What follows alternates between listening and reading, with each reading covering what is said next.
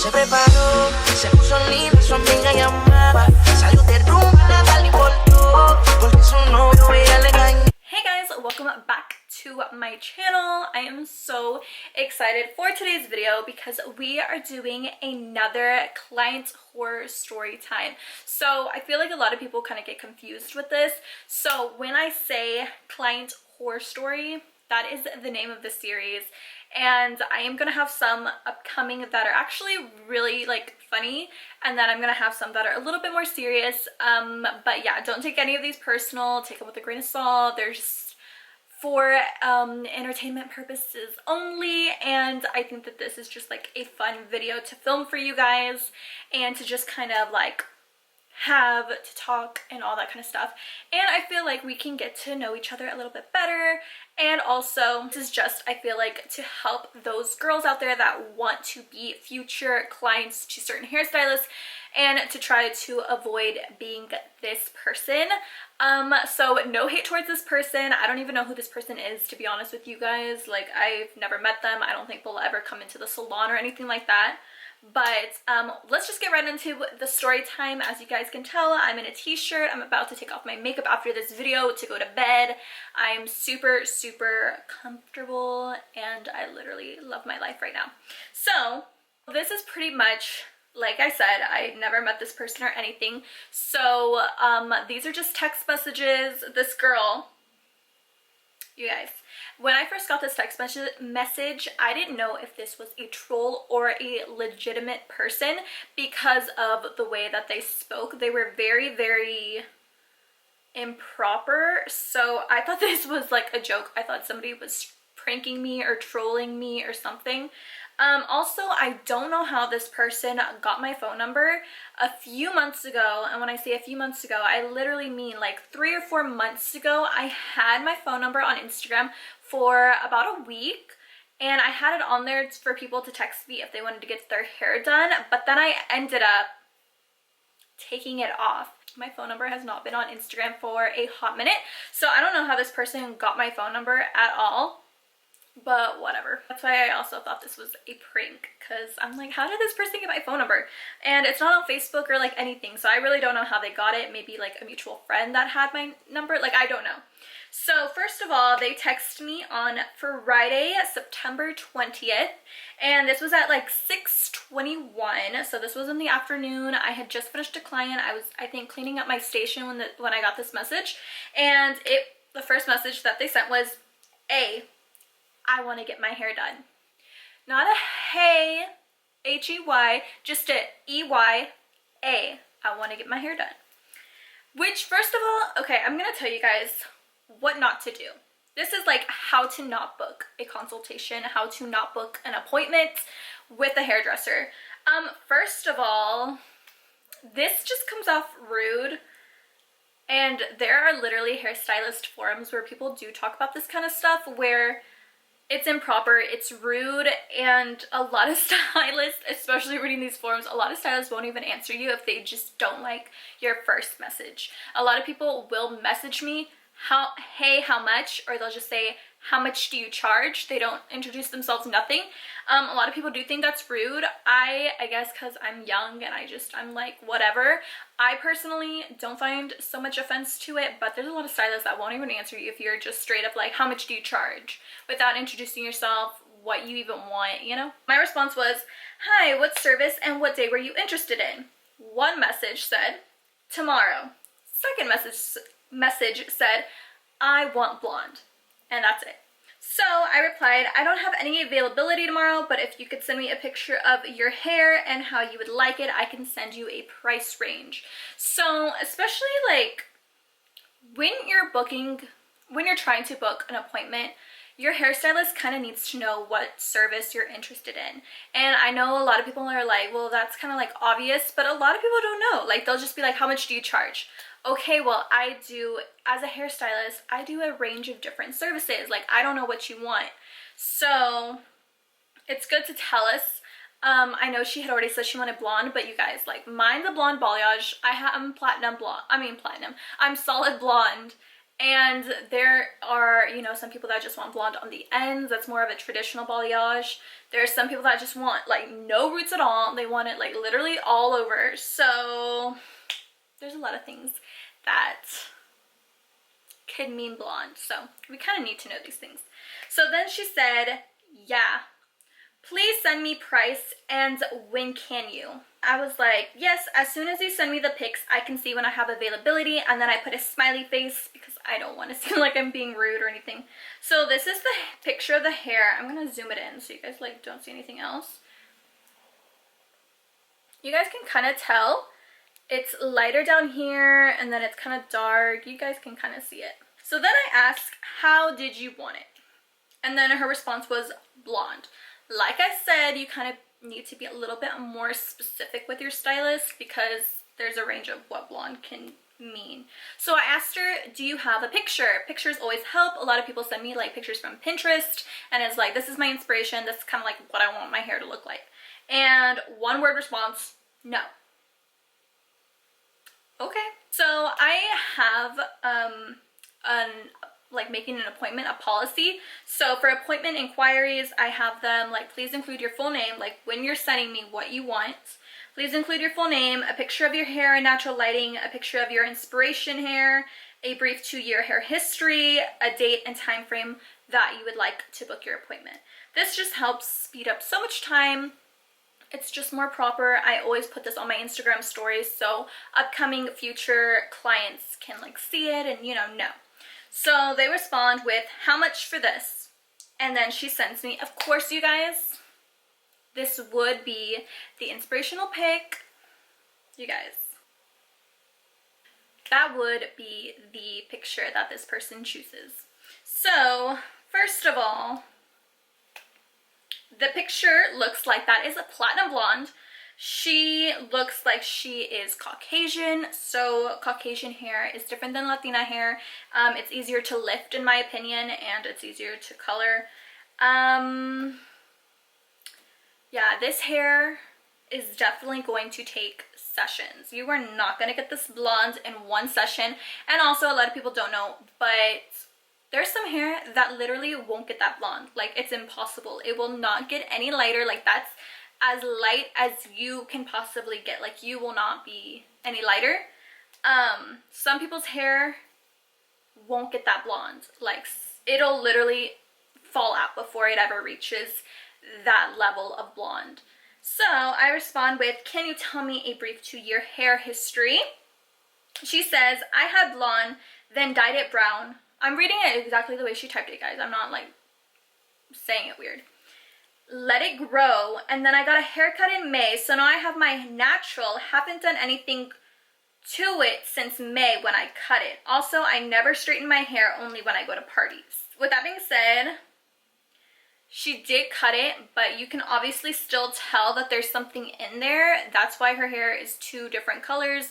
I do have clients that try to lie to me and tell me they haven't touched their hair in so many years, and I'm like, girl, your hair does not grow that much in years. I'll have people that have color from here down, and they're like, I haven't colored it in 2 years. Well, your hair doesn't grow that much. Your hair will only grow like what? Like, I don't know, a few inches a year. It does like see a bunch of different color. Most likely they've done something to it. And it's really not that hard to get lighter when you've previously lightened it. It's when you do box dyes, anything that's just a really dark color and you're putting a permanent hair color into your hair is where the problem is. So I go ahead and I respond, I think they would be, and then I put the price. And then I said, and that includes the balayage, a complimentary trim, a deep conditioning treatment, and the style at the end. And to get it that blonde, it will take 2 to 3 sessions. And of course, a lot of people don't know this, but it would actually be that price every session. And then I recommend at least a 3-month break in between the hair sessions. So, like I said, some people, I guess, don't understand. I mean, to me it was common knowledge, but then again, I'm like, well, I've always been like a girly girl. I've always like looked up stuff and like Salon and like kind of known all of this kind of stuff. So a lot of people don't know, but you do, most everywhere, do have to pay per session.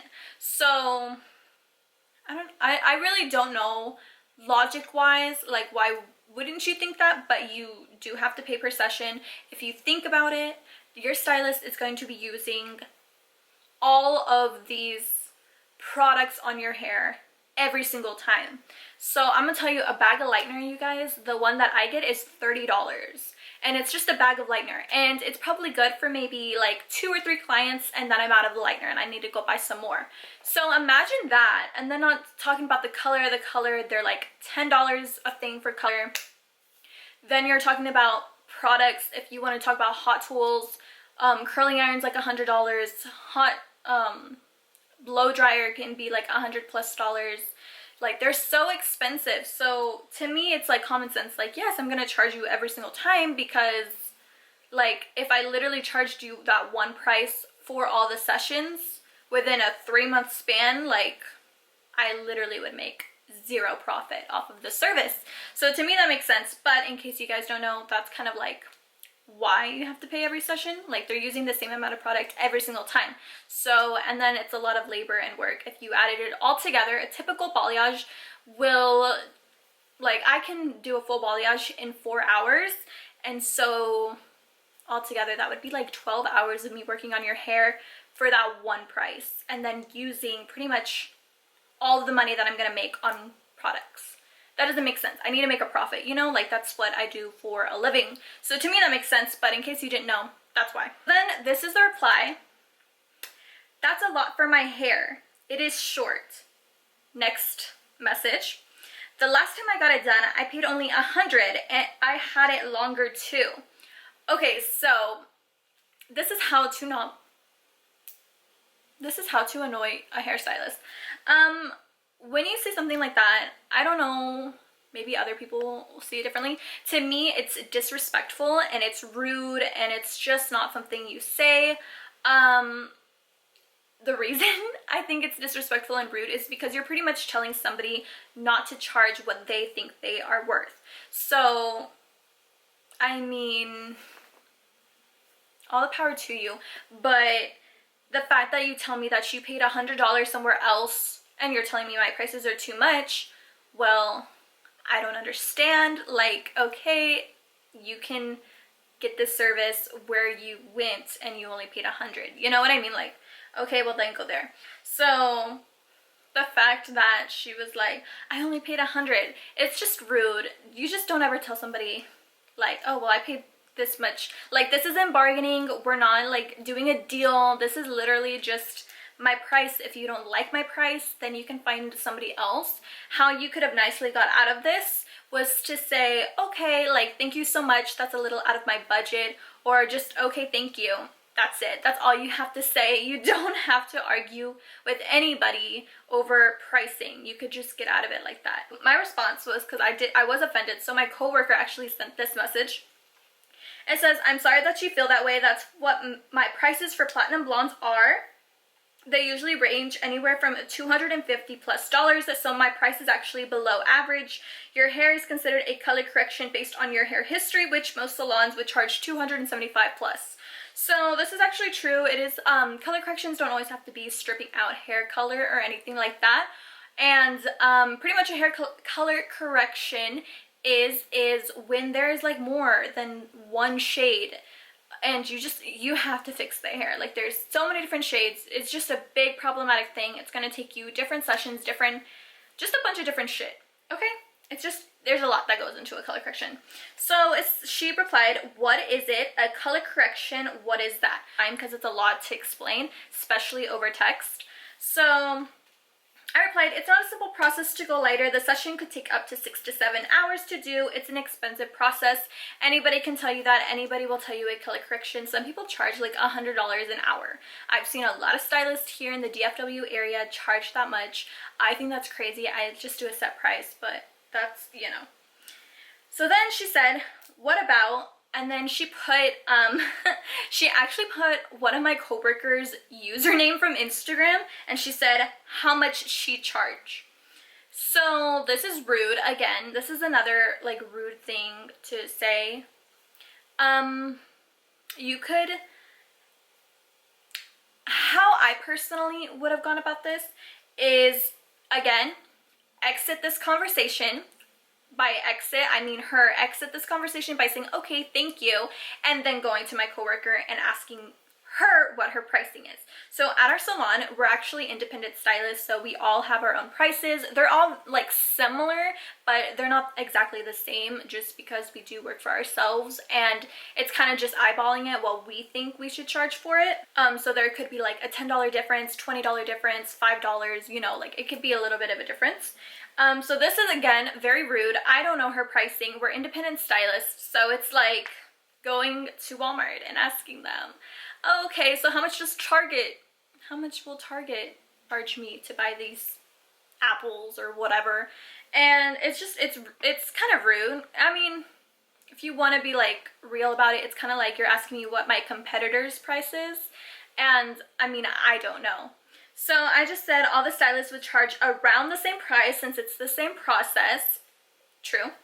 And then I said, but of course you can DM her for a more accurate pricing. So of course, you know, ask her, how am I supposed to know? So again, that's kind of rude. You don't really ask like competitors' pricing or how much would somebody else charge. She texted back and she said, okay, I'll book. Will I be blonde by the 6 hours? I had already told her, no, that picture is too blonde. Like, it's gonna take some sessions. The color correction, the 6 hours is just to even it all out and make sure it's all nice and blended, at least in the first session, to get it lighter, not necessarily platinum blonde. So I applied and I said, no, as I said before, it could take 2 to 3 sessions to be that blonde. And then she said, okay, when you available? So I actually was busy that day, so I didn't get a chance to reply back to her. And then she texted me again and did not say hello, sorry to inconvenience you, hi, like I don't know if you got my last text or whatever, but she replied with, when can you do my hair? So I was already getting a bad feeling about this because I have dealt, as you guys can tell from my story times, I've dealt with a lot of problematic clients that I would not wish upon anybody to be so problematic. And so I replied, I don't have any availability this week, but my coworker has time. What day were you interested in? And so we did talk about it. My coworker could squeeze her into her schedule. My coworker texted her. She said, hi, I'm so-so. I'm a hairstylist at the salon. Esmeralda gave me your phone number. Since she is fully booked at the time, I'll be happy to take you in. The price is the same. I do require a $50 deposit. I would book out an entire day to get you as light as possible. And so the girl didn't reply until like the very next day, and she said, how light? Not a hi, thank you, okay, introduce yourself, nothing, just how light. Okay. And then my coworker replied, that depends on your hair. Do you have previous color? And then she replied with, no, I cut it off. And so then my coworker said, okay, then it should get pretty light since if it is all virgin hair. Usually to get platinum, it takes 2 to 3 sessions, but the goal is for you to leave here blonde. But I wouldn't say absolutely platinum on the first session. So that was pretty much all I got from her. And then she ended up telling me that, yeah, she was a little odd, like she never texted her back or anything like that.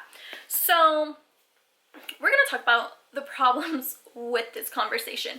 First, when you are trying to book with a hairdresser or a nail tech, a lash tech, just anybody that is going to be giving you a service, it is more polite to kind of introduce yourself. Hi, my name's so-and-so. I found you off of Instagram. I really like your work. I was just wondering how much would you charge for me to go blonde? Here's my hair. Here is what I want. And that typically helps us have an idea. It's just more proper. It makes our time like easier. You know, we are for the most part pretty busy. Like we're always in the salon, we're always working, and that just helps speed up the process of knowing what you want, what you already have, and if we think you would be able to get there. So yeah, that's pretty much makes our life easier. Another thing is, of course, the comparing pricing.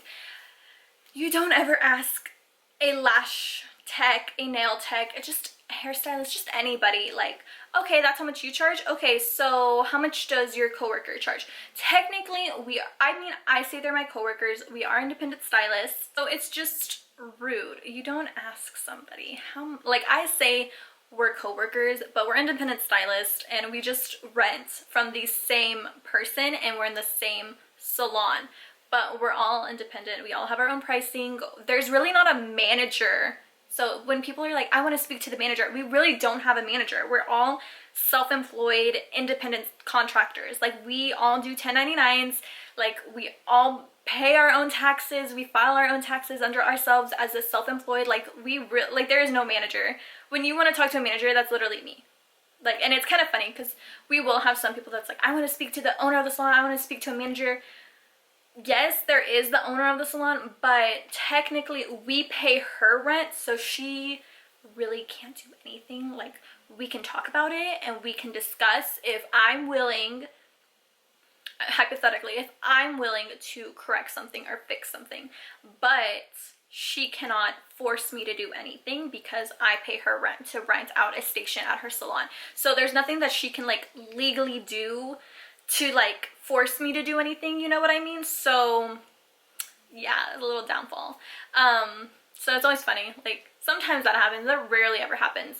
But there was, like, one time where somebody was like, I want to speak to the owner of the salon. I want to speak to a manager.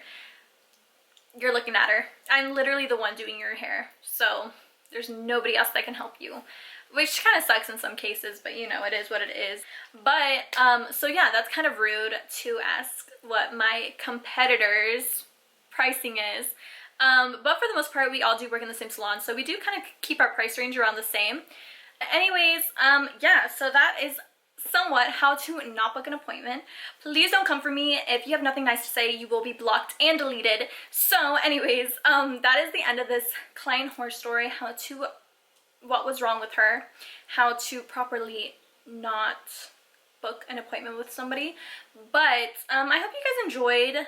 This was just kind of a fun video. I'm just really chill right now. I'm in my t-shirt. I'm about to go to bed.